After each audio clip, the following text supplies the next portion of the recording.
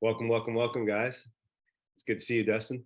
Good to see you, buddy. Yeah, it's another episode 12, if I'm correct, of this Second Opinion Sports Medicine podcast. Yeah, what the heck?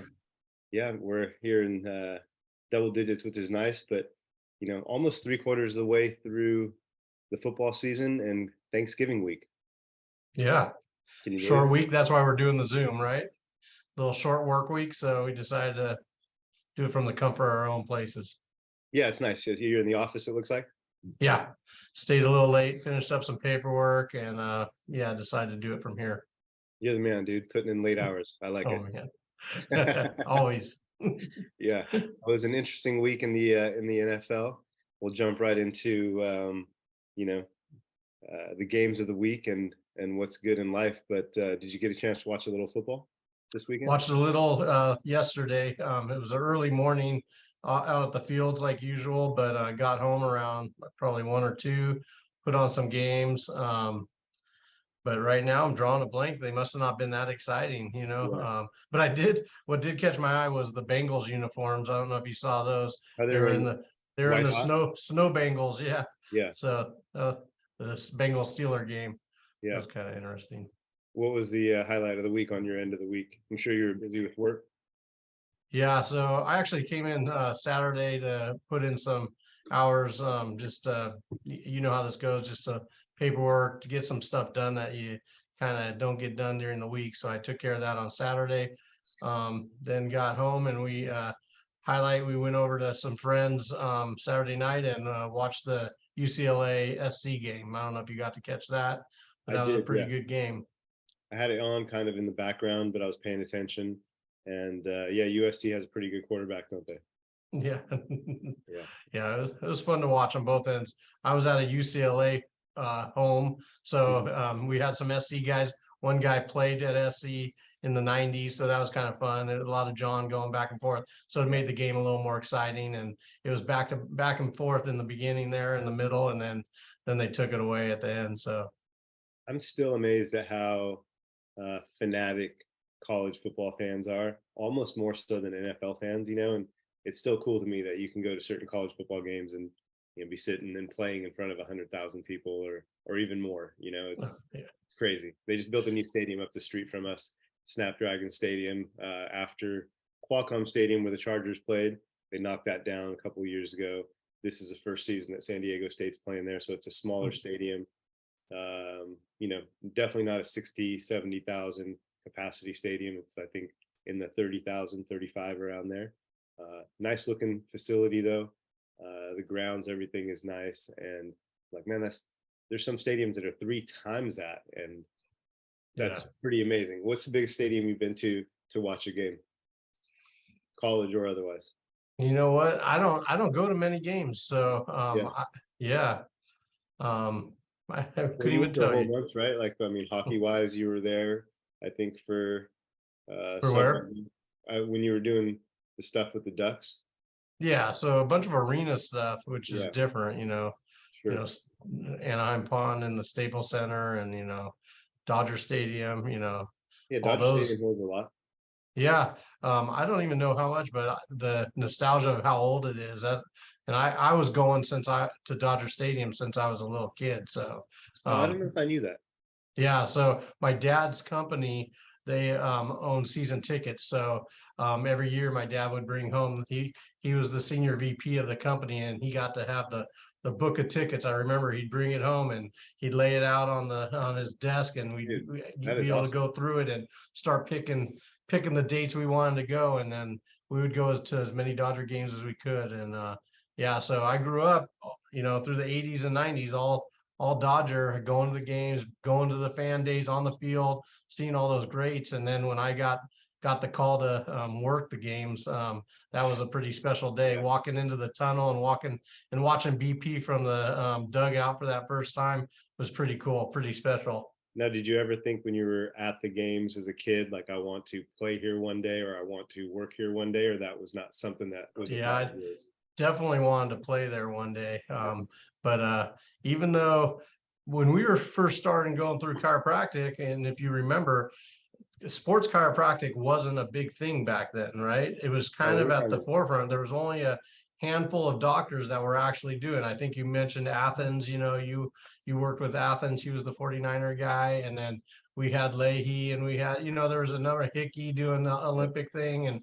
But there was a handful, right? And so it wasn't until we got into college where we learned, man, this is actually something we can maybe do. So to be able to combine, my background's in exercise phys and science. So to be able to combine exercise physiology, biomechanics, biochemistry, and chiropractic, and that was like the perfect blend for sports chiropractic. As soon as I knew about that, that's when, the wheels started to turn, and that's what I wanted to do. And then, yeah, as soon as I knew that was a possibility, it was like, okay, this is what I want to do. And, so. Yeah, no, I think I was along the same lines where, should I go to PT school? Should I go to med school? I ended up in chiropractic school. I'll spare the story, but I thought, one of the advantages was I had the opportunity to blend all of that together. And then meeting some of the people that I think were, on the frontier of doing that, Dr. Leahy, Dr. Athens. There's another doctor, I forget his name now, at the Moore Clinic in Santa Clara, where Gio and I, remember Gio? Yeah. Yeah. Him and I worked there. I got some funny stories about Gio. Yeah, we had a good time working there and learned a lot. But, I kind of thought, well, that doesn't exist out there everywhere. And why not bring chiropractic plus soft tissue work, plus all these other modalities or training techniques or rehab techniques from physical therapy and blend that together? That's ultimately the best thing for the athlete or the client, for that matter. Right. So, yeah, maybe that's why we vibed. Yep, for sure. Yeah, well, I had a couple interesting patient cases this week. I know before we got started, you were telling me about a couple patient cases. I'd like to make sure we get through all those today. I do have the 49er game on in the background, Monday Night Football, the Niners versus Cardinals. Niners are up 17-14, I believe it is, at halftime. And we'll keep you guys abreast of the score. Only let me know if the Niners lose. That's all I care about. That's all you care about, right? Okay, yeah. So maybe by the end of the podcast, we'll have some clarity on that. But, yeah, why don't you break down what happened this week patient-wise with you? Yeah, so I have a few cases. Like I said, I want to try to chip away at them. But first one happened, pretty athletic guy, firefighter. I shouldn't say pretty athletic, very athletic. Hits the gym regularly. What's that? Don't offend anybody. Right, I know he listens. He's only saving lives and stuff, and you're like, oh, pretty athletic. He's not like, I didn't he's not mean like that adjusting backs or anything. He's just like, climbing ladders. Right. Well, as soon as I said that, I'm like, oh man, he listens, and he's physically fit. He's a specimen. So very, yeah. So it was pretty funny. But but he was working out and doing some basically like a skull crusher overhead, tricep extension, overhead tricep extension. Felt his tricep kind of tighten up and kind of twinge a little. Didn't think much about it. Was able to finish workout, but it was just kind of tight and irritated. So he just figured stretch it out type thing. But as the day progressed, as the week progressed, he started, the tricep wasn't really an issue anymore, but what was an issue was his elbow. He started having like severe elbow pain, like at the elbow, but like sensitive nerve pain. Like every time he touched it on the armrest or on the counter, it would kind of light up right at the tip of the arm, or right at the base of the tricep where the tendon is going into the elbow. More like here for those who are watching than up in the belly of the tricep. Correct. As you bring. Yep. Okay. Yeah. So it was kind of an interesting case because he was like, I could do everything, and it feels fine at rest. But as soon as I started doing something, and then after being active on it, and then that's when I usually feel it at rest right after, and rest on it, it'll light me up. But as soon as I get away, so it was one of those cases we started kind of first look at the muscle belly, see if there was anything tricep, check the elbow joint, see if there's anything. Nothing really showed up. He definitely had some more tightness in that tricep, but nothing palpable that we would worry about any kind of strain or tear, just a different feel, like knots, right? That we would call knots. And so what the end diagnosis was, and what we kind of figured out, and what I explained to him, what I feel happened was as that tricep shortened down, slamming that tendon down onto that elbow, it irritated the bursa.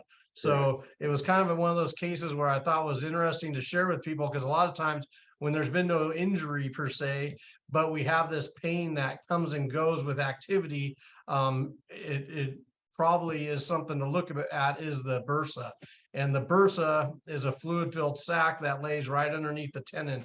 We have bursas everywhere. There's anywhere from 150 to 160 bursas throughout our whole body. So bursas are fluid-filled sacs that anywhere where there's a tendon attaching to a bone, there's typically a bursa around the major joints, right?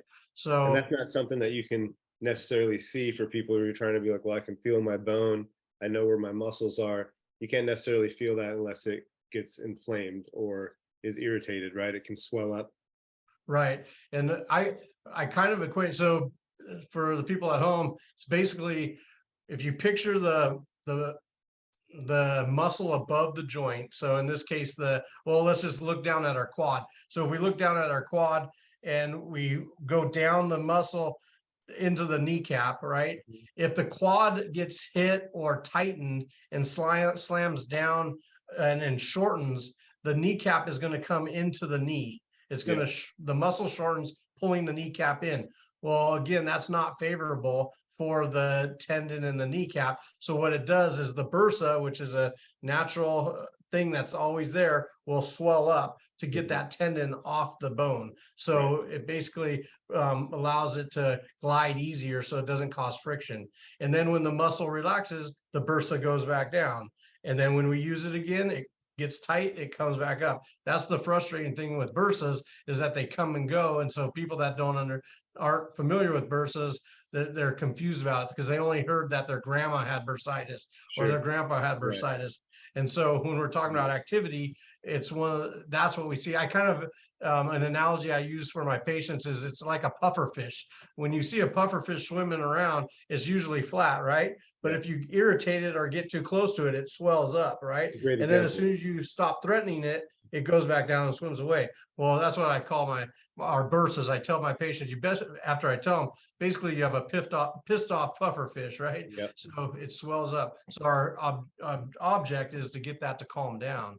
And pain wise, Dustin, if somebody was like, man, I never heard of this before, is bursitis mildly uncomfortable? Is it moderately painful? Is it significantly painful? Where would you rank that? Obviously, probably depending on severity, but do you want to explain that or go into that? Typically what I see is it's a moderate to severe pain, because basically if you think about the anatomy and the physiology, you got this everything works for a reason in there, right? And so anything that's not normal and it swells up and puffs up, and it doesn't have to be this big, gross, puffed up area. It can not even be visible to the area for there to be enough pressure. But as soon as the brain perceives anything that's out of its norm, it's going to send a signal back as pain to prevent you from overusing it or doing damage. So it's usually a moderate to severe pain to eliminate you from doing anything. Now with bursas, one thing we always have to differentiate, because it typically happens in active individuals or older individuals, 40s to 60s, that are active, that either repeat a motion too often or some kind of injury.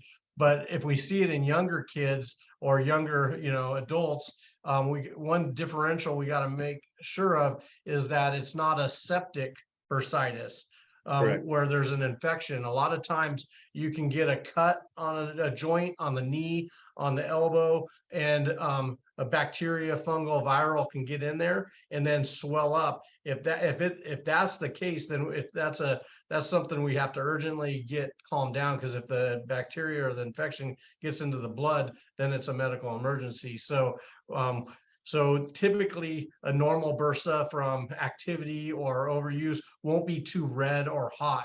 If it's red and hot, then you should, or if you see any kind of thing that looks like an ingrown hair or a little cut, and might be infected, if there's an entry, then we should get that looked at. So for the people at home, those are the couple I've had both in my elbow and my knee when I used to do MMA and roll jujitsu. You'd get little cuts or little ingrown hairs from the mats or the pads, and it was very common entry site. And I've had it twice, and that is very painful. Yeah. It's not a Not fun. fun. Not fun. No. So you triggered a couple memories for me when you were talking about that, when you said repetitive. Several years ago, I had a patient who was a carpenter, and he had bursitis in his dominant hand. He was doing a lot of hammering and a lot of screwing. I mean, even though he was using the drill actually, but all these daily motions of screwing, drill, grip stuff, hammering. And he's like, I got to get this figured out because this is my livelihood. This is what I do. He's like, I have a team of people, but it took a long time to actually manage because he had a lot of forearm constriction, flexors and extensors. He had, tendonitis in the elbow for quite a while. And the bursa was so irritated. It took a long time to calm down. I said, the best thing for you to do is to just rest the arm. That's the quickest way to get it from 1 to 100. I gave him an example. I think I said your arm's like in the high 80s. So if you want to get it below 50, which is like a manageable level in my head of it irritates me, but I can deal with it.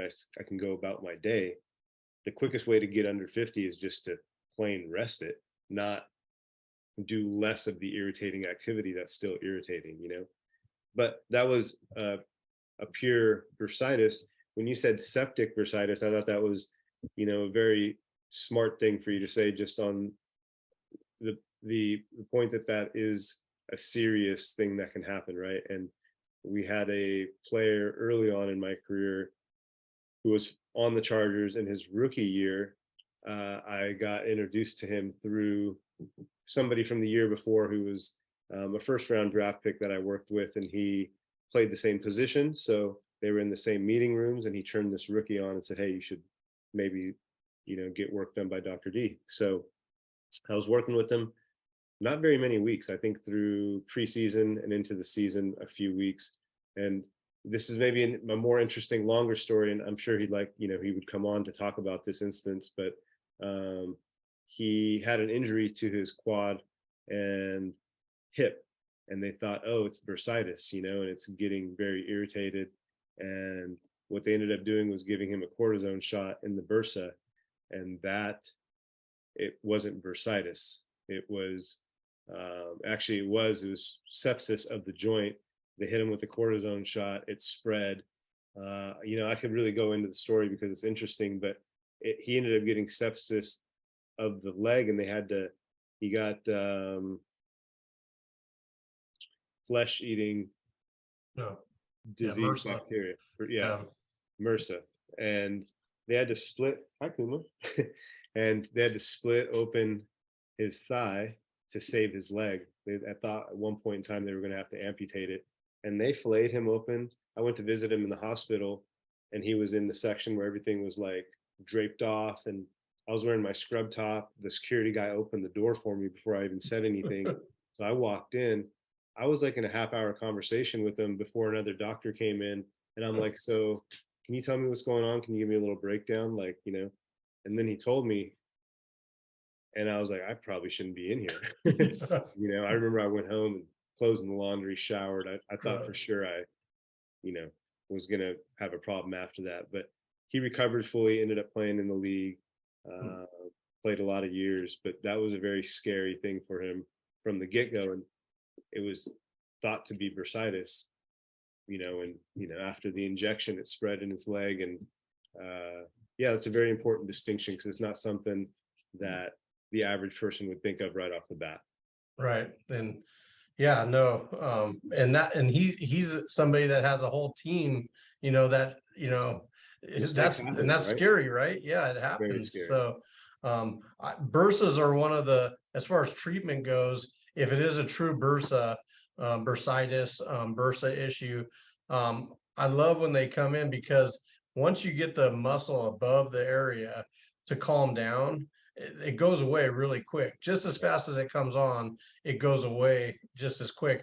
It's a very frustrating condition for a lot of patients because they think they're injured, and it's a mechanical issue, not a structural issue. So they've tried so many different things. They don't understand why rest doesn't help. You can rest it for 3 weeks and then start up again, and the mechanics are off. It comes right back. So, but for us, when we get one and we've ruled out everything else, that's the key. You got to rule out everything else. But once you know it's a true bursa, it's like, man, I tell them, if you can get that muscle to calm down, I'll do my part, but you got to do your part on a regular. It should go away just as quick. And sure enough, most of them go away like within days or something. People are so happy but pissed off because they've been dealing with this for so long. It's like, man, but yeah, so the key is you want to lengthen that tissue above, get it massaged, lengthen it, get the tissue tension off. You might need to, like you said, brace it. Like this guy, I had him use a compression sleeve, and we also got just to kind of hug that area, and we also got like a tennis elbow brace as well, just to block that out. So you know, just to kind of calm some things down. You know, but yeah. I liked your example that you used of a puffer fish. I use an example of a balloon, you know, so I'm like, if you have a regular balloon and you squeeze it from one side, it puffs out, right? So you take that pressure off the balloon, it goes back. And so that's why when, like you said, if you work on the muscle or above and below that joint, when I'm doing that, sometimes they're like, hey, I said the pain's here. And I'm like, I know, but we're getting this, we're getting this. That's going to make a difference. And so that's how I explain it, is we're taking pressure off of it. And whether that's literal or figurative or both, you know, that's the case. Right. So he felt better after your treatment, or hopefully he does. Yeah, saw him a couple times for other things. Wasn't something, like I said, once I knew what the issue was, it wasn't something we really had to treat much. He could take care of it most. So we were focusing on the other issues, but I would check in, and sure enough, it was getting better. And, you know, still, because of the mechanism of what he does, a lot of lifting, pulling, pushing on a regular, it's just, it takes a little longer to go away, but he did see it improving. So yeah, time that's to tell, good. and we'll It's nice monitor when it. you get those conditions that you know that you can have the person leave feeling improved. There's, you know, a half a dozen of those that if you have an instinct right away, you're like, okay, I think I'm going to make sure that this person leaves feeling better. And that's a big step, especially if someone's a first time visitor to a chiro or first time patient to your office. You want them to have a good experience, want them to leave feeling better. And if it's a condition like that where you're like, oh, okay, I know what this is and I know what to do with it, dude, that's a good thing, you know. Yeah. I like a full day of those. Yeah, no kidding. Ideally, yeah. Well, what else do you have patient wise? Another kind of a call in, it was somebody, I had just seen them the week or two before. And so to get, it's somebody I see kind of on a once a month basis, just for maintenance, for the health of it. She called relatively soon after I last saw her.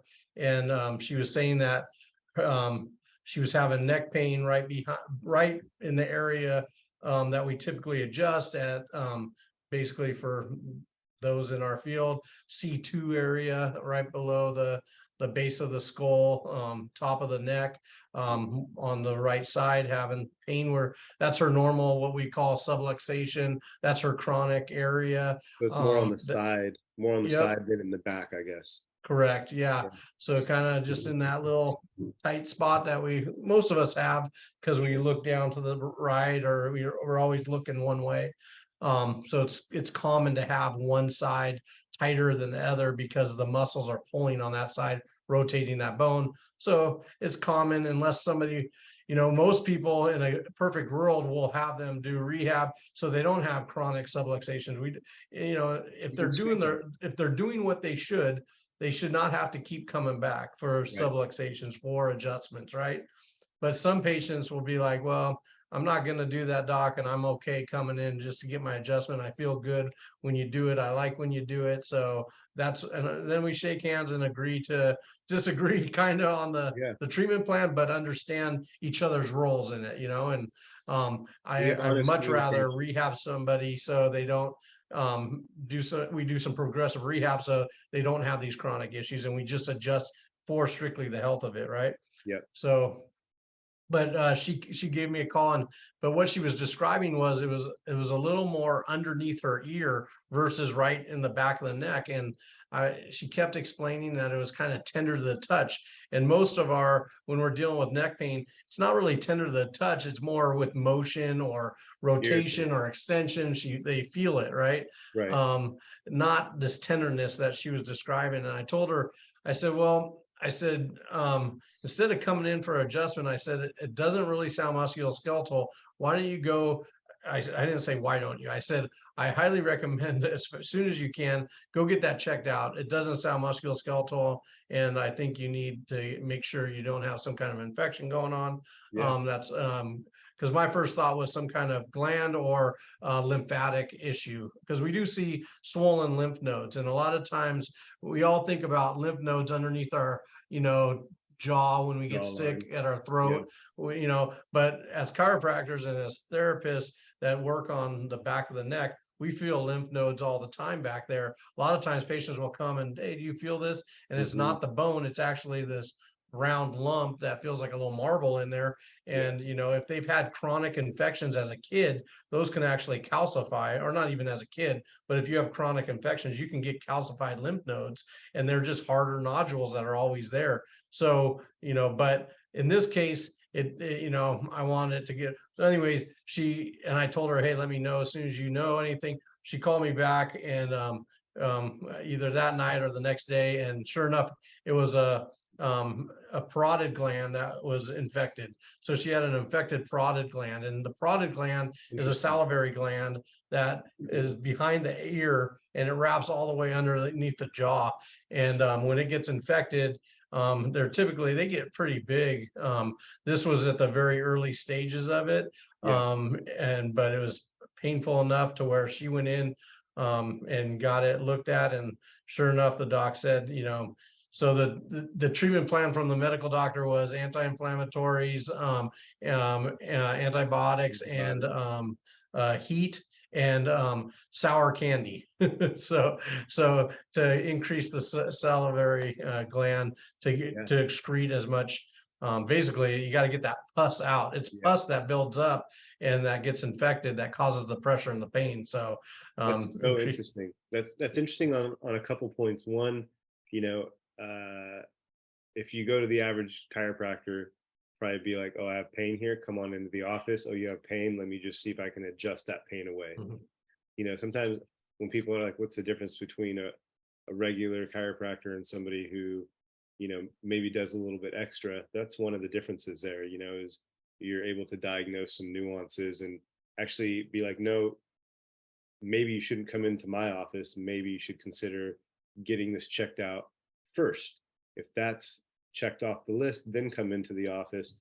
I'm more than happy to adjust you. It's not that I don't want to see you, but in interest of, hey, there's a procedure here because I think it might be this or that. Man, good on you. Yeah. Because if you're not paying attention, you're a little tired that day, you're feeling a little less than sharp, that could easily be something that slips your mind. You're like, yeah, come on in. And then, so that's why I always remind myself it's important not to be lazy at work, even if you're feeling tired, to just try to practice to dial in that focus, And man, that's awesome that you were able to kind of catch that. That's a catch, in my opinion. Yeah, no, it was one of those cool things too, because then she came in the following week or whatever, and we Mhm. kind of followed up on it. She was totally fine. It went away within a day or two once she got all that. And she was retelling me the story, but the doctor looked at her and said, usually when people come in, it's twice as big as what you have. Why are you even here? And she, basically laughed. One, it hurts, enough to where I got things to Right. do. She was a mom with like, several kids. For she sure. she didn't have time for the pain. But two, she told the MD that my chiropractor told me I should get it looked at as soon as possible. Yeah. So the MD was impressed with the chiropractic referral too. So Yeah. it was a win for us too, like Yeah. No, kind of that's a, good. yeah. I think that's So great, actually. yeah. And the other thing I thought was interesting that the doctor was, I don't want to say smart enough, but smart enough to take the extra step and say, suck on some sour candy, knowing that that's going to, you know, that's not in the pharmacology book, right? No. That's not take an antibiotic, or, it's a little bit, I don't want to say homeopathic or old school, but it's super effective, and it's part of the treatment procedure. And so, man, that's awesome. It's like both of you guys work together to kind of help that patient out, you know? Yeah, no, I agree with you on the sour candy. In my head right away, I'm like, right on, man. Yeah. That's cool. That's something we would have said, Yeah. That's looking an old, outside the box a little, old school. absolutely. So Yeah. Yeah. I thought so too. yeah. um, when you were talking about swollen gland, it made me think of a patient I had who came in with a lipoma this week. And for those that don't know, a lipoma is just, a fat deposit, a fatty deposit. Is that how you would describe it, right? Yeah, basically, yeah. And Yeah. so then it's like, well, where is that? What does that mean? Some might say I have a couple of lipomas in my midsection here, but Yeah. it's more like underneath the skin, between the skin and the muscular layer typically, or between muscular layers even. And you just get a little fat growth. Sometimes it feels like a hard marble. Sometimes it feels like it can grow and be even bigger. Well, let's break that down real quick. Sure. The lipoma, you know, lipid is a fat cell, right? The Yep. oma part is out of control growth, right? Like carcinoma, Hmm. melanoma, right? Out of Uncontrolled cell control growth. growth. The oma part means it's a normal cell that's growing at a Rapidly faster rate dividing. or rapid rate more than it should, right? Correct. So this is basically a benign cell that is just kind of out of control growth for what its normal purpose is. In this case, it doesn't hurt anything as far as, you know, scary stuff. It doesn't have to feel good though. No, So you're right. That's 100% an important distinction, because a lot of people, we come across lipomas all the time because we're palpating. In other words, touching, feeling patients all the time, skin to skin, on their back, on their, shoulders, everywhere, whatever, wherever the pain or it's warranted. And so I feel like I come across lipomas frequently, but it's an important thing to pause on, is that it is a growth, and for some patients, if they have a growth in a weird area, that's alarming, right? You might think the worst there. So in this case, it's a benign issue. It's just uncontrolled fat cell growth, and it can happen in areas of trauma necessarily. I've had some football players that had multiple lipomas in their legs, quads, thighs, calves.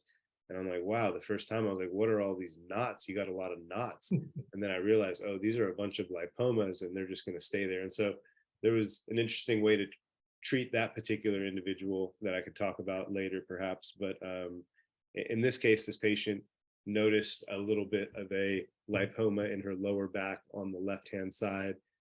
In this case, it was, bigger than a marble, smaller than a golf ball, so significantly sized. It was palpable for when she went back; she could feel it.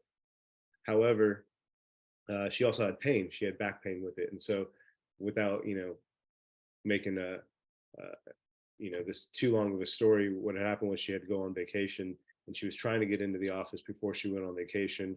Our schedules didn't align, and she said, you know what, I'll be okay. And so then she was gone for a few weeks. During that few weeks, that lipoma got a little bit bigger, her back pain increased, and so then she correlated those two and was really concerned. In the meantime, she had x-rays taken while she was out of the country. They were negative. She had an MRI taken when she got back into the country. That was negative as well. And she was scratching her head. She's already spent a lot of money. She was overseas on vacation, spent some money getting it checked out because she had the pain. They did all the topical stuff, pain medication, um, you know, topical analgesics. And so then she brought that in, and, x-rays, looked at the MRI, palpated, and I'm like, oh, this is like, pretty quickly, I'm like, this is a lipoma, and so I was kind of scratching my head that the x-ray tech in wherever she went didn't check it. And she goes, no, like, he actually didn't even like look at it. I just was in my gown, he took the x-rays, and that was it. He didn't even like look to examine. And then same with the MD, she said that he asked a bunch of questions. This was overseas, and she said, he felt it, and lifted the shirt and looked at it, and was like, okay, when you get back, get the MRI. So she'd spent a lot of imaging money. She came into the office, and there was two things. One is I felt the lipoma. Sometimes you can have those that are very painful, or in a certain area that cause a lot of pain, or I call it like they root into the muscle, and then that can cause an issue because of restriction in range of motion, perhaps. This wasn't rooted, and her back pain was mechanical. So her hips were way off. It's something we'd treated before. It was partly an adjustment thing, partly a soft tissue thing. So we adjusted her. It was a big release. It was like she was way off, for chiropractically speaking. It was like sometimes people just need a little tune up, and sometimes it's like, oh, you needed that adjustment because you were way, I don't know what you did, and so that's kind of how her body was.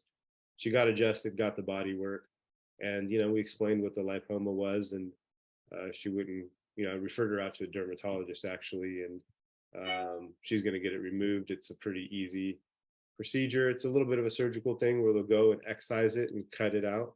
Hopefully it's not rooted. It didn't feel like it was. And so for her, it was scary. She went through all the emotions of, oh, I'm really hurt. This thing is growing. It's a mass. I got this MRI. The doctor out of the country said I should go back and get an MRI. So it kind of ruined her vacation because she was thinking when she got back, she was going to have imaging. And she's like, I wish I would have just done a FaceTime consult with you. Would you? And I said, well, I wouldn't have been able to feel it, but I could have asked you and been like, how does it feel? Da, da, da, da, and maybe given you a little peace of mind. But also, I don't want to minimize something if it's serious from a video perspective, right? So I'm always super cautious with those things, but with current patients and people that there's a level of familiarity there. And so then I do feel I would have been comfortable enough to have a conversation with her in that case, So that was interesting. It was just a little lipoma. She thought it was some serious back issue, and then she thought it was even worse. And I think one trip to the dermatologist should take care of it. Hopefully it doesn't leave a scar. So it's not something we see every day, but not everything is let's adjust the neck, let's adjust the back. It's what makes our job interesting, I think, sometimes, So Yeah, no, that's a great case. A lot of layers to it, and those are kind of fun ones. Yeah, we're allowed to have fun at what we do, right? right, yeah. Making people, feel better, but also answering questions, and those lipomas, yeah, we see those on a regular basis.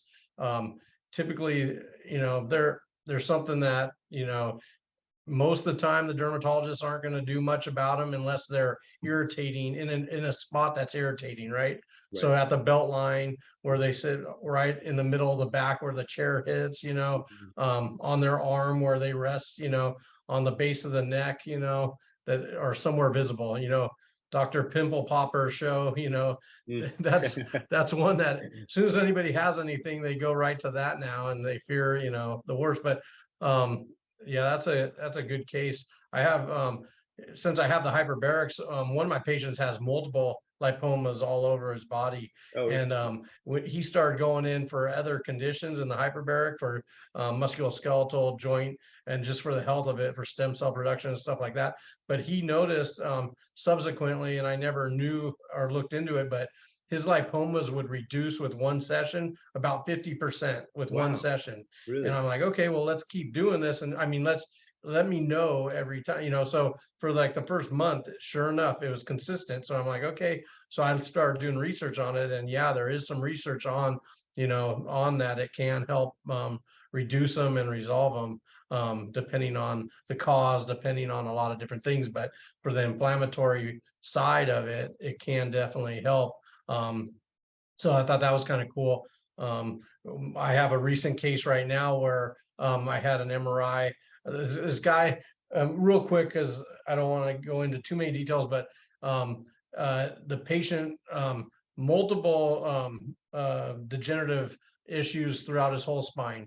That's what he's been treating: neck, mid back, low back, for a lot of moderate to severe degenerative changes. But for the last year or two, he has had a pain that is at the top of his kneecap that is more of a sensitivity to his pants. When he's wearing pants or jeans, he can't stand it. It's just really sensitive. Brushes, Yeah. the Contact. It's anything that contacts his skin. So it's not when he's walking, it's not when he's squatting. Exercise feels no orthopedic type movement pain. It's only to the touch. So anything that brushes his bed sheets, anything. It's like a severe nerve pain. And so Right. what he started to do, and I didn't even know about this because he came in for other things, but eventually after we started clearing out everything, other things, he started getting comfortable and started bringing up other issues. Hey, can we work on this? Can we work on? Well, this is one that came up, Mhm. and so I would adjust his back, and it would feel better because it seemed dermatomal, nerve pain in nature, because it crossed right through a dermatomal pattern. So I would treat his back. He would get relief. We would do um, he would do some hyperextension maneuvers, almost like McKenzie movement maneuvers, I see. hyperextension over Mhm. the ball, anything with extension, it would make that sensitivity go away for a couple days or longer. And then it would come back and it would be heightened again. So I told him, man, and he was dealing with pain management docs for a while, and the pain management docs would not give him anything. Then they started to inject him down in the L4, L5 area, Mm. and it early on it With helped. what? It you know what, I can't even remember right now. Okay. Yeah, Probably I'd have to look. cortisone, maybe. Yeah, that's what dropped off the top of my mind. It was standard pain management, cortisone, I think, nothing more, and it worked, and then it stopped working. And so I told him at one point, I said, you know what, we need an MRI, and the doctor and the facility would not write off on it.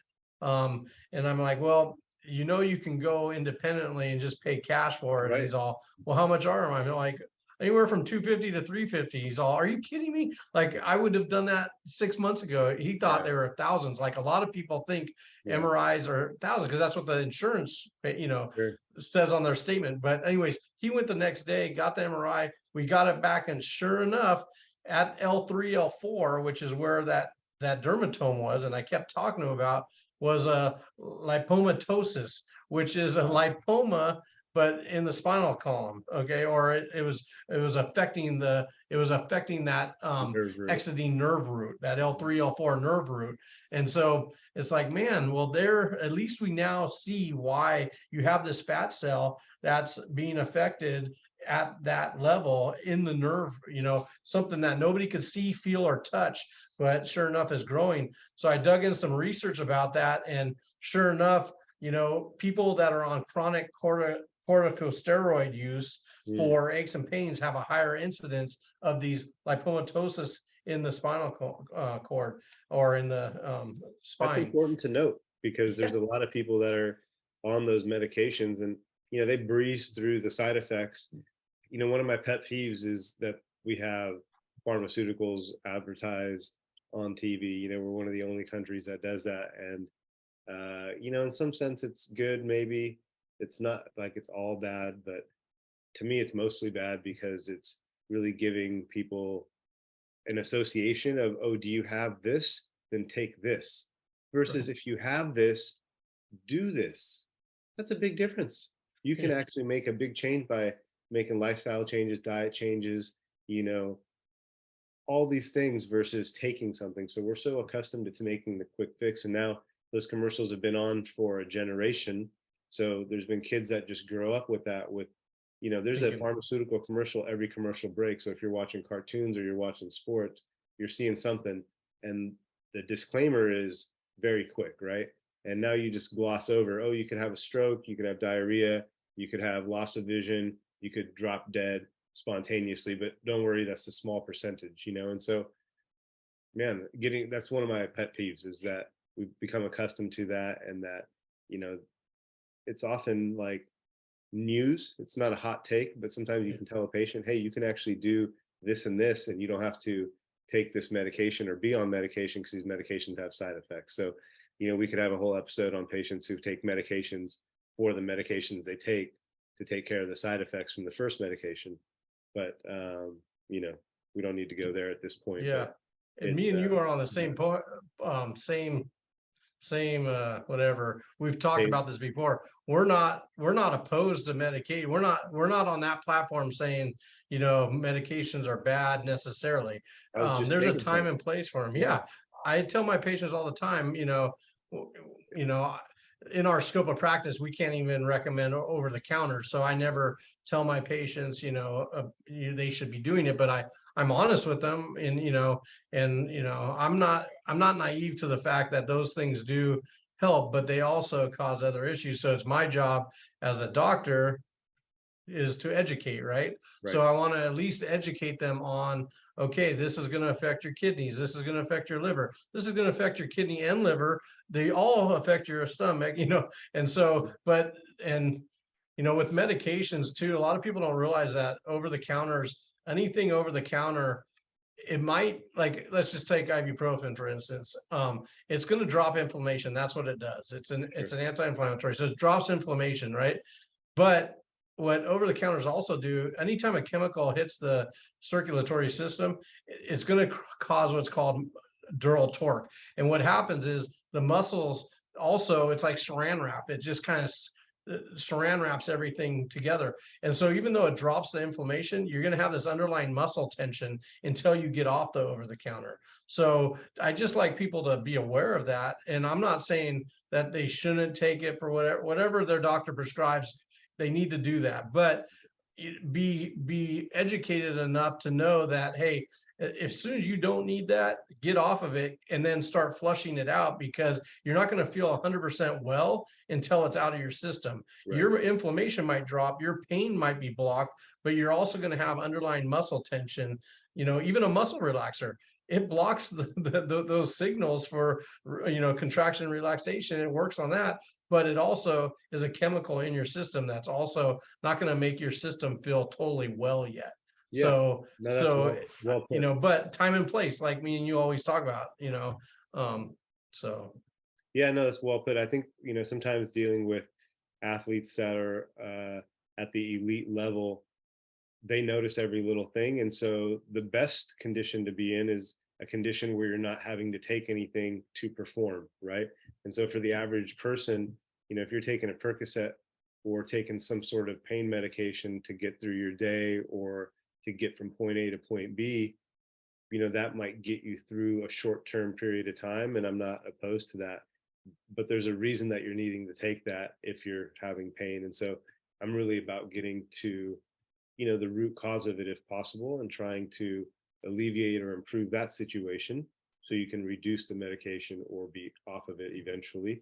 That's really the best state if possible, right? So, that's kind of where I come from. Yeah, I agree. So, you're on mute, buddy. There we go. I accidentally hit that there. I said, I think you told me about some sciatica and piriformis issue or with a patient earlier today. Is that, or yeah, this week maybe? Yeah, that could be a quick conversation. We can, I just, it comes in every once in a while. I had a patient, very adamant that they were having sciatica, and, they've had it before and it's sciatica, and, whatever. And so, but when we start talking about it and I'm asking her, where the pain, what kind of pain are you having? And they're just kind of pointing to their glute and maybe the back of their thigh. Mm-hmm. Then at that point, I want to have, talk with them and kind of really map out all the structures that might be affecting that, because true sciatica is a condition that's, you can have. So the difference between, so let me go back. How deep do I want to go on this? Yeah, I'm trying to keep it brief, but we have the sciatic nerve. The sciatic nerve goes all the way from the low back all the way down to the base of to the foot and the toes. It's a long nerve. It's a real thick nerve. If you remember from our cadaver days, it's a nerve that you can literally get your finger underneath and lift up. I mean, I always tell people, like, if the sciatica nerve's like the size of your finger, kind of your pinky finger, it's a bigger nerve. Whereas all the other nerves would be like, regular pasta nerves or angel hair pasta, like real thin, wispy, Anyway, so the sciatica nerve is a big nerve that pierces all the way through, but there's a big distinction between sciatica and sciatic pain, right? You can have sciatic pain but not have sciatica. So for my patients, and I'm sure with yours, I tell them, I mean, it's me getting picky, right? The patient really doesn't care, but I want my patients to be smarter than the next, right? So I just take 2 seconds to educate them and say, hey, you can have what we call a discogenic issue or a myogenic, or a peripheral nerve entrapment. Yep. So it depends on where the nerve's actually being trapped, what we call it, right? So if the symptoms are from the butt to the thigh, the back of the leg, that's typically what we call peripheral nerve entrapment. And that's coming from a muscle that we typically, the piriformis muscle. It's one of the hip rotators where there's a piriformis and a quadratus femoris. It's basically like two muscles like make a V, and the sciatic nerve goes right between the two. So for the people watching this, they can see my fingers, and those muscles and the nerve typically interact without any issues, in harmony. But when the hip rotators get overactive, like getting in and out of the car a lot, or pivoting in your work chair to reach for the printer or reach for a wastebasket constantly in one direction, you can start having that hip rotator issue, and the muscles start to get tight, and then they put pressure on that, and that's where you'll get that deep-rooted nerve pain in the butt or in the back of the thigh. And then that's typically what people come in and say they have sciatica. But true sciatica will typically come from the disc and go below from the knee down to the foot. So that's our big differential diagnosis right there. How far down does the pain go? And once we know that, then we can start working up. And so that's one of the distinctions I look at. Is it coming from the disc or is it coming from the muscle? Because that's going to change our treatment plan. Okay. Yeah. And usually we'll address both at the same time, but the stretches we give you might be a little different, right? So 100%. anyways, Specificity of have it. you had some experience with that, or how do you discuss Yeah, that with your patients? Yeah, I think it's important the way that you said it. Of you could have sciatic pain or you could have true sciatica. So when people come in and they say, you repeat what you hear or maybe what you Googled or what might be familiar to you. And so when you have pain that shoots down your leg, a lot of people might be familiar with sciatica and might say, oh, I have sciatica. And so one of the first things I say is, well, let's see if you have sciatic pain or if you really have sciatica, and hopefully it's just sciatic pain. And they'll often say, well, what is that? And then that gives me an opportunity while I'm palpating and doing some orthopedic tests to explain, okay, if you have pain that, like you said, is above the knee essentially and is between here and here, that could be the piriformis muscle that's spasmed out or that's too tight or is causing an issue with that nerve that's going down. Or you could have true sciatica, which is disc issue up in the lower back is what I mean. And then, that travels down all the way down, sometimes to the foot, pinky toe, bottom of the sole of the foot to the big toe. And that is true radiating electric shock-like. So, it's like when people come in with wrist pain, they'll sometimes say, I think I have carpal tunnel. And it's like you adjust their wrist and they're like, wow, that fixed it. And so then that's another opportunity to explain, well, this is what carpal tunnel is technically, and this is what you had. Because I always like people to know what they have. So if someone asks them, well, you've been complaining about this thing, well, actually, this is what it is. People always like to know what it is, how long it's going to take to fix, and to be quite frank, what it's going to cost, right? Time-wise or expense-wise. So I like to make that kind of make that explanation, make sure that I'm clear on that. So getting back to the sciatica or sciatic pain, a lot of people have that athlete-wise. I've had several golfers, and so early on, I was thinking it was more mechanical. Like, what's the worst thing for your low back? Or one of the worst things, other than lifting improperly, is a flexion rotation movement. Because when you're flexed at the trunk and you rotate, as you know, it's what maximally loads your discs in your low back. So it pressurizes it. And then in a golf swing, you're obviously flexed, rotated, going in one direction, and then rapidly in the other direction. So to me, that's a very powerful movement. It can cause a lot of pain if you're not stretched properly, you're not warmed up, and sometimes even if you are. And so initially I used to think that's a mechanical issue, and I'd go straight to, gosh, this might be, something along those lines. And then at some point in time, I'm like, wow, let me see if this is piriformis syndrome, because for golfers, for baseball players. I've seen that be something that mimics sciatica, and you're like, okay, let's work on this. Which, by the way, if you have true piriformis syndrome, that's not an easy thing to just get rid of. It to me, that's one of the hardest things that I work on, to be quite honest, if I'm thinking about it.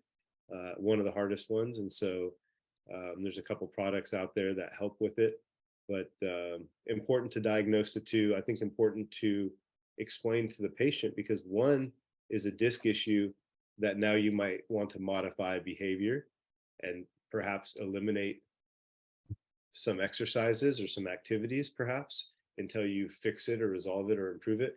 And the other can really be manually improved quite a bit. Then on the non-athlete side, just to tie a bow on it, the average person like, me and you could get piriformis syndrome from sitting a lot. I mean, we spent more time in the last 2-3 years sitting than we probably have in the past couple decades, just because even the act of getting up, showering, putting on clothes, getting in your car, driving to work, walking to your office, taking lunch with your coworkers, etc. There was some mobility, some motion. You get up and kill some time, go to the bathroom, go shoot the, gossip at the water cooler. You'd have all these things, and now a lot of people just wake up, walk down to the other side of their house, sit down, and they're zooming it. I have patients who tell me, man, they'll take their first meeting from bed. They don't even get out of bed. And so you're not even sitting properly. So I've seen a lot more of the piriformis syndrome, as I'm sure you have, in the last couple of years. And it's not just in the athlete population. Would you agree with that? Yeah, definitely. For all those reasons you said, and like you said, it's being able to rule out and rule in and out certain things, and having a good diagnostic approach to it. Because a lot of times they'll go see somebody, and as soon as they say where the pain is, they jump right to sciatica. And like you were saying, you can have it all the way down your leg, and it goes through the butt and the hamstring. So you can have a disc and a piriformis syndrome as well. Right. So just because I said it's from the knee down, it's not just from the knee down. It could be just the big toe where the pain is too. But most of the time you're having pain all the way down the leg when it's the true sciatica. I equate it to a lot, like you were saying with the carpal tunnel. There's also, hey doc, I have migraines, right? Well, is it a migraine or is it a headache, right? And so they're like, well, what's the difference? And then you go into it's the same kind of story we have to give them. Depends on where the cause is. Sure. So, but no, yeah, good points on that. Good stuff. Point, for sure. Good stuff to think about. Switch gears and talk a little NFL before we wrap up for the day. Yeah, let's talk about it. So let's talk about games coming up next week. So we have episode 12 today of Second Opinion Sports Medicine Podcast, coinciding with week 12 of the NFL season, wrapping up week 11. Niners are up playing the Cardinals 31-10, almost the end of the third. So it looks like this game is maybe in the bag for them. So that's the last game of week 11. Moving into this week, it's Thanksgiving week, like we mentioned. I'll ask your Thanksgiving plans maybe at the end of this podcast. But for Thursday night football, per usual, right, we have our Thanksgiving Day games. We have the Giants and the Cowboys. Cowboys always play. We have the Patriots versus the Vikings as well on Thursday night. For the Monday night game, we have the Steelers and the Colts. So, I think out of all those, Giants and Cowboys will be moderately interesting. The Pats and Vikings is probably the game that I'm more interested in watching this week after the Vikings lost pretty badly to the Cowboys. Funny story on that. My neighbor next door to me, we have adjoining balconies in our townhomes. And this weekend I noticed he had a big inflatable Santa Viking, though. A Minnesota Viking that was a Santa holding a football, and he just has this like 5-foot inflatable on the balcony. He takes up the whole balcony. And I'm driving by and I see it, and I kind of paused and looked at it, and it made me want to get a Chargers one and put it on the balcony next to mine. We have a wall, so we can't see each other. But if you're driving by, then you can see both, And so that'd be great. I didn't do that, but then the Vikings lost 40-3 against the Cowboys. As I came home from work today, that Vikings inflatable was deflated in a pile of vinyl on his balcony. So I thought that That's was great. funny. I said, I guess that's what happens when you lose by 37 on a Sunday. So that cracked me up. One of the other games of the week next week that might be interesting is the Packers versus the Eagles. Eagles have lost 2 straight. Packers, have won 1, lost 1 in the last 2 weeks. Should be a good game as well. So those are the games coming up this week. I'm looking forward to kind of downshift and talk about this week's games. There were a couple people that had injuries that started playing again. Notably, I wanted to mention Keenan Allen. He's been out for a lot of the season with a hamstring injury. About midway through the season, he tried to come back, played in a game, got hurt again pretty quickly, and has been out since. So he came back this week. I was curious to see how he performs, if it's something that re-triggers, which with a hamstring, sometimes does. And man, he really balled out. He had several catches, several first downs, almost 100 yards receiving. More importantly, his big play of the game was probably the Chargers were down 23-10. I'm sorry, 23-20 with about 4 minutes left in the game. And there was a 3rd and 18, and he caught about a 45, 50-yard pass, diving, outstretched hands, and pulled it in, made the reception inside the Chiefs' 20. A few plays later, Justin Herbert found Joshua Palmer for a touchdown to take the lead. Unfortunately, it was a little bit too much time to leave for Patrick Mahomes. He came back and got the game-winning touchdown, which from a fan perspective, that's an exciting game, man. We've had a lot of exciting finishes in the NFL this year already, playoffs last year. So hats off to the Kansas City Chiefs for beating us. I think we're right there on the doorstep. We haven't been healthy. Mike Williams went out. He was coming back from a high ankle sprain, which we talked about. And you and I discussed how that can sometimes be 4 to 6 weeks or longer. He came back after 2 weeks, had a miraculous catch on the sidelines, toe tap. I mean, grade A catch. And unfortunately, he tweaked himself on that catch. It was an important play, caught a first down, but he didn't return after that. So those were a couple games, a couple players from a game last night that I watched that were notable. It was good to see Keenan back on the field. I always like to see players, whoever they are, whether I know them or not, coming back from an injury and then performing. I think you having been an athlete, there's always just a little smidge of how am I until you get out there and you perform. And then when you do, man, does that feel good? You're hyped about it. So it was good to see Keenan excited and see him make some plays. It was too bad we didn't get the win. On the other side of the spectrum of a player who looked really, really hurt in the Patriots game, their center, David Andrews, was helped off the field. Yesterday, they said he had a thigh injury. They feared he might be out for the season. Today, they say he might be back before the end of the season. So it just shows how sometimes 24 hours really allows some time for 1, evaluation, and 2, for things to kind of calm down and for you to have some distance to get a better perspective on the injury, right? So his thigh injury, they didn't specify, but they thought he was going to be out for the season, and now they think he may play before the season comes back. I thought I'd ask your opinion, just speculating, right? Since they didn't specify, what kind of thigh injury could you have that would maybe put you out for the season that they're then like, well, maybe he could come back? Yeah, so a season ending would be a grade 2, a real bad grade 2 or grade 3 strain of that quad muscle, where you actually have bruising and a palpable what we call palpable deformity, which is a tear in the muscle. So which, if it's going to be season ending, it's got it, it has to affect the stability of the area above and below. And the quad muscle goes above and affects the hip flexor as well, because it crosses that hip flexor, goes above the belt line up into that ilium area. So it affects a lot more, and it crosses the knee joint too. So the quad muscle, the quad muscle crosses, the knee, and it crosses the hip. So it's a major mover. And for a center with a big leg, I've treated those NFL guys, and some of their, the linemen they have 32-inch legs, Yeah, that's the size of that's a a big normal quad. man's, waist, and you got a 32-inch quad, or, so these are big, strong muscles that generate a lot of force. And as a center, you're squatting lower, typically calling the plays, calling the defense. You're in a deeper squat than the average guard or tackle.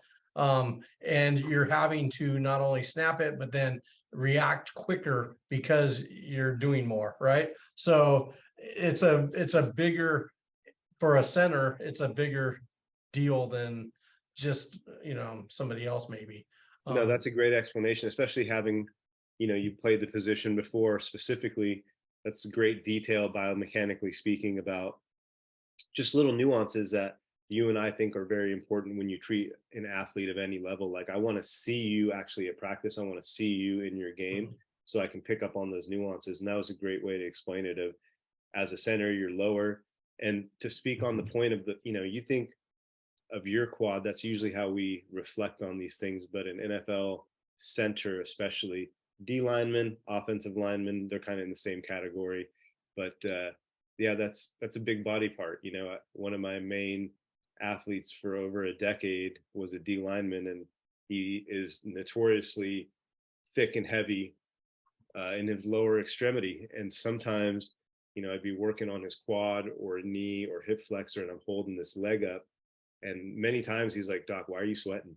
Well, what do you mean, why am I sweating? I'm like one handing 100 pounds right now, yeah, This is like an 80-pound leg I'm just holding up with one arm while I'm yeah, working, right? And I'm like manipulate. So you go from that to like a Pilates instructor, you're yeah, like one finger, yeah, it's like you can do a whole bunch of stuff. yeah. So I thought it was important that you mentioned that's a big muscle creating, importantly, a lot of force, right? So yeah, that's important to note. I had a patient of mine who's an athlete who had calcification in the quad, and that was due to a direct trauma, and it lasted for years on him. It's since, Which we talked about last week. We talked about that exact condition. So that myositis ossificans, where it actually calcifies the muscle. So yeah, I'm glad you're bringing up another case because we just yeah, talked. That's good. yeah, it was kind of related. When he went out and I saw him limping, he was going down, the Patriots player that is, he was going down the stairs into the tunnel with help from the athletic trainers. And he was like, on the verge of tears, shaking his head. Somebody asked him, "Are you okay?" And he said, "No." And I was like, man, I had another NFL guy who tore his quad tendon, similar to what you described, had to have it surgically repaired, had a lot of atrophy, and it was hard to come back from, and he did, and it was pretty dang amazing. And so in my head, that's what I was thinking. I was like, man, I hope he didn't tear his quad, because that was most recently what I treated in an NFL guy. And luckily it seems like it wasn't. So hopefully he'll come back. I'll keep an eye on that. If I hear any information between Yeah, now and next week, I'll share. share your experience, if you can, or if you can Sure. recall, because I know when I've treated them. But does the tissue feel different when it's calcified, or not really different, but it responds different? Because a lot of people think, oh, it's calcified, so that means that you got this bony part in your muscle, and it's not necessarily always like that. Right. It might just be the way it responds to treatment, or like in your case, it might have been where no, it was palpably harder. Yeah, in this particular guy, he's a NFL safety, and since I can remember, he might not have had it. I'll have to ask him actually, but he might not have had it um, until his second or third year in the league, and maybe I just don't recall his rookie, soft or second year. But I've been treating him since he was a rookie. He's in his 10th year this year, and it became calcified and palpably hard. So in his quad, if I use my forearm as an example, if I was to visualize what it felt like underneath the skin, it felt like a half of a remote control, you know? So it wasn't just as thick, not as long, but the size of like maybe a Snickers bar almost, right? Yeah. Um, And so it was in their which is heart. not normal for people to. Yeah, not normal, not normal to have that in soft tissue. We want to feel the soft tissue be pliable and soft. I want to be able to manipulate that tissue and feel it all the way down, to the tendon and down to the bone underneath the layers of the muscle. And in this case, it was just hard, but it didn't affect his function. So his hip flexion, hip extension, nearly 100%. Knee flexion, knee extension, nearly 100%. So there was no like internal, external hindrance in his hip or his knee. It was just, man, if I get hit there, that really hurts. And then when you're doing soft tissue work, you have this bundle that you're just like jumping over. And so the tissue around the calcification is more sensitive. So when I'd go around it, I'd be careful not to, you want to kind of flush that area out and also continue to break up any fibrous kind of adhesions that occur between the calcification and the muscle. You don't want that calcification to then, not a perfect example, but visualization wise, you don't want that calcification to root into the muscle, right? So I was constantly doing soft tissue work. And now, several years later, I actually just treated him yesterday. I was saying to him, man, this thing is like, it's not gone, but it is broken up quite a bit. You can still jump over it. It's still sensitive, but it's way better. And that's also taken 6 or 7 years, and he gets body work weekly, so he's one of the guys who is consistent with it. And I think that's why he's had such a long career, to be quite honest, is, you can treat an injury after you have it, but that's not as good as dodging the bullet and preventing an injury. The problem that you and I have is it's hard to document when you prevented something, right? Right. If you could document when you prevent something, we might be the busiest guys in the whole world. But I appreciate, being as busy as I am, and thankful sometimes that I'm not any busier. But to my point, it's hard to document the prevention, but some athletes really have that mentality of, let me do all that I can to give myself the best chance at not getting injured. It doesn't, it's not a guaranteed thing, right? But it can, if you can lower the incidence or decrease the severity if you're going to get hurt, sometimes that's, forgotten too. If you're going to pull a hammy or sprain an ankle and you've been getting body work or your muscles are pliable, maybe that sprained ankle, maybe that hammy pull is a tweak and not like a full tear because you've been doing preventative work, right? So Correct. that's how I look at it. Yeah, no, good points. What'd you notice in the NFL this last week? I know that you had mentioned a couple things to me. Yeah. That you noticed. Yeah, well, I saw, looking through the scouting or the injury reports like we do, something that jumped out of my, that we haven't seen much or at all. I don't recall it crossing our table. Anyways, we had 2 MCL issues. We had, who do we have? We had the Falcons tight end. They said is a likely torn MCL, which they think will, they're speculating be out for the season. So that's unfortunate. Yeah. And then the Giants cornerback, Jackson, has a sprain and he'll be out 4 to 6 weeks. So I thought it'd be, good to talk about the MCL real quick. There's, 4 basic major ligaments, not basic major, there's 4 ligaments of the knee that we're always concerned about. We have the ACL and the PCL, which we've talked about, the ACL mainly. Those are 2 of the stabilizers from the knee shifting forward and backwards. And then we have the collateral ligaments that are on either side of the knee. You have the lateral collateral on the outside of the knee and the medial collateral on the inside of the knee. So that's the MCL and the LCL, they call them. So the medial collateral protects the knee from that, what we call a valgus force, a force from the outside. So blow to the outside of the knee will cause a sprain of that. But you can also get it, jumping up and landing and twisting. There's a number of ways, that MCLs can be, injured.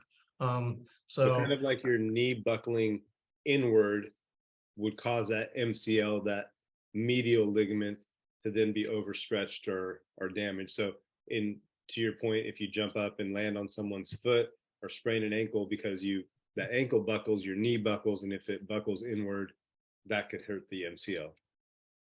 Correct. So, obviously in contact sports like hockey and football, we see it. But also gymnastics and skiing, we see a higher incidence of MCLs too, because it's that jumping, landing, and twisting when the ankle rolls or twists, a little, causing that valgus force could, sprain that ligament. Grade ones, most grade ones can kind of heal on their own. Grade twos and threes are a little more significant because you got partial and complete tearing at grade 2 and 3. And usually with grade threes, when you have a complete tear of the MCL, you're usually affecting the ACL as well. So that's kind of the scary part. And then if you really want to, the terrible triad is when you get the meniscus involved too. So I just thought it was kind of a interesting, and we don't hear about the MCL as much, but it does contribute to I think it's about 40% of knee injuries are MCL. So it is one to, talk about, and the recovery time, surgery time.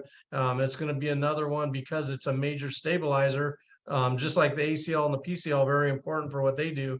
MCL is equally as important for what it does. And it's about it's like a 3 to 4 inch ligament. It's a big ligament. I mean, it's thick. So it. I tell my patients that ligaments are like duct tape, right? They connect bone to bone, right? They don't contract, they don't relax. They're there to stabilize areas. And if you mess with the integrity of that, you're gonna mess with the integrity of the stability of that joint. It's a serious injury. Yeah, I mean, you hear about the ACL way more than you do the MCL, but if you have an MCL injury, it's going to keep you from playing most likely, just like an ACL grade 2 or grade 3, where it's just as painful, just as serious. And sometimes, like you said, you have the terrible triad where you might have a meniscus with the ACL, with the MCL.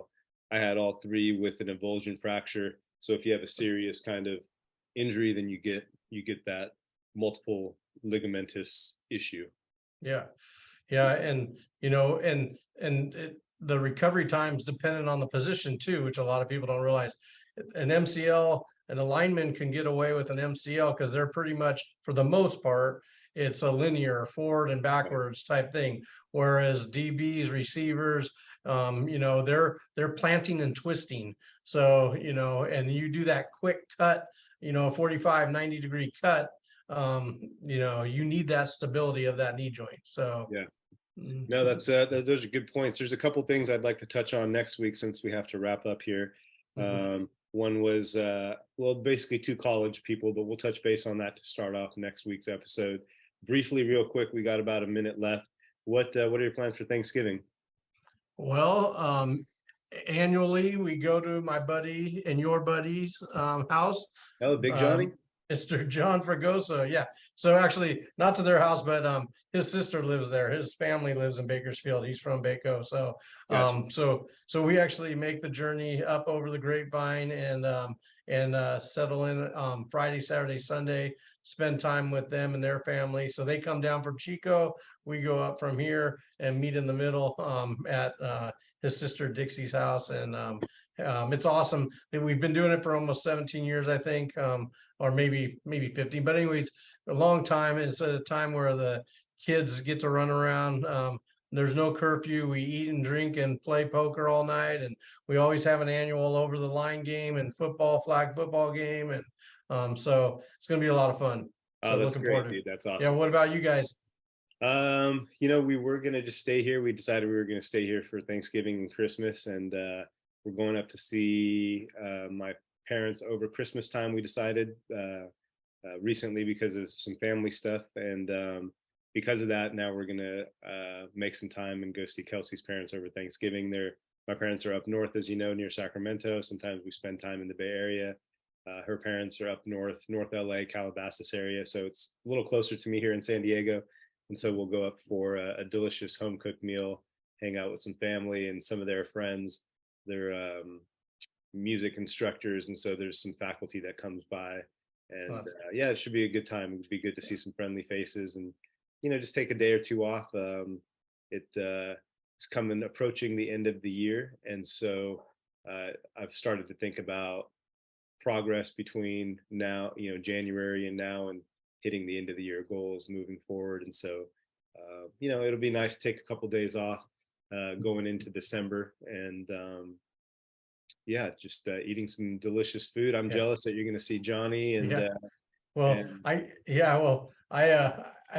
get to start off on Thursday. We always go to my parents' house, and it's their holiday. My parents love hosting, so we always go to my mom and dad's, and it's always the full feast. So I'm really looking forward to that. Like you just said, good food, all the foods we normally typically don't eat, and then so thankful for that for sure. I want to show you something here. I'm going to pull up my phone and show you, but I came across this yesterday. Actually, we didn't really get to go into what's good, but one of the things that was good this week is I found an old camera with a memory card in it.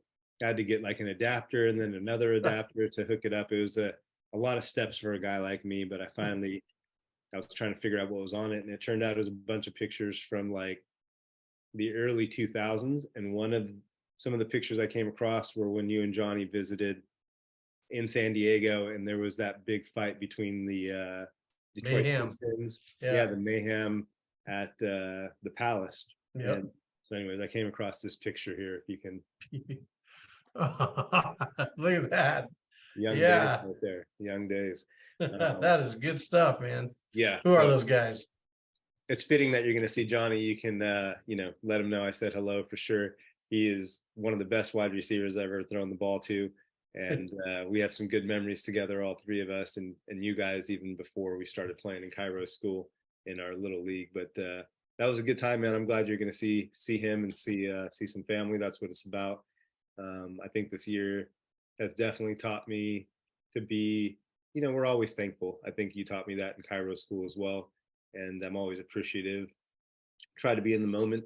And this year especially is, caused me some pause a few times. And I know in the years past, we both had some loss, and that makes you reflect as well. And Thanksgiving is just a day that gives you an excuse to reach out to some people and, reflect on life and what you're thankful for. And so I try to do all those things every day, but this coming holiday, during the drive up and the drive back, there's definitely plenty to be thankful for. And your friendship and, doing this podcast and us carving out time is one of those things that I'm definitely thankful for this year. And I'm glad that we're doing.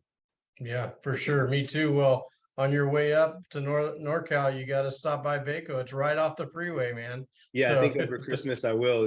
I'll have to, we'll have to get on a 3-way group chat and figure that out for sure. That'd be good. Good, man. Well, good discussion today. Good chatting. I'm glad that we touched on some of these issues, whether it was the MCL stuff, whether it was the thigh issue that David Andrews had on the Pats, or the hamstring recovery from Keenan, or any of the patient issues, whether it was the bursa, the parotid gland was interesting. That's a good catch on your part. And, sciatica, piriformis, that's something that comes across often. And I think athletes deal with a lot. So hopefully we put out some good information. Yeah, and the lipoma conversation that you had, I think that's a good one that a lot of people have issues with, and we see on a regular. So yeah, and it's good not to jump to the worst conclusion when you have something like that. There's oftentimes more than one option when you have an issue, and it's good to, make sure that you're jumping to the right conclusion with the right diagnosis, not jumping to conclusions too soon is what I should say, actually. So yeah, I'm glad we touched on those cases. We'll have more. I definitely want to talk about those college players. There's some interesting things. I want to have some back and forth with you about those kids. Yeah, And let's make sure we hit that up right away next week. Give those guys a little, love, because interesting stories. yeah, no doubt. We Yeah. will for sure. Well, thanks for the time, Dustin. Tell Thank the you. family I said hello, and safe travels in your travels. Give Johnny a big hug for me. If you tell any stories, bring those back next week. Will This do. is the second Opinion Sports Medicine podcast. We appreciate you guys for listening. We love doing this. You can catch us wherever you find your podcasts. We're on Apple, Spotify. You can watch us on YouTube if you want to see our beautiful faces. Catch you in a week's time. Thank you again. Signing off, Second Opinion Sports Med. Be safe out there. We'll talk to you guys soon, okay? Talk to you later. Thanks, See you, Dustin. buddy.